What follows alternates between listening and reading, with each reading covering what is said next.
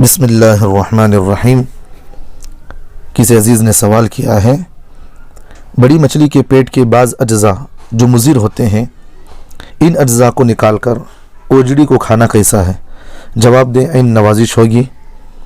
देखिए, जवाबन इसका अर्ज़ ये है, अल्लाह ताला ने शरीयत के अंदर बहुत सारे जानवरों को हलाल करार दिया है।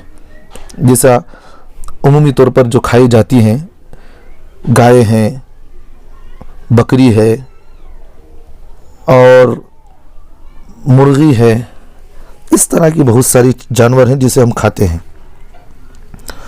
तो शरीयत के अंदर ओजड़ी खाना मना नहीं है, खा सकते हैं आप इसको। शर्त यह है कि आप उसको अच्छी तरह से पाक व साफ़ कर दें, फिर उसे खाए, कोई मुज़िर नहीं उसमें।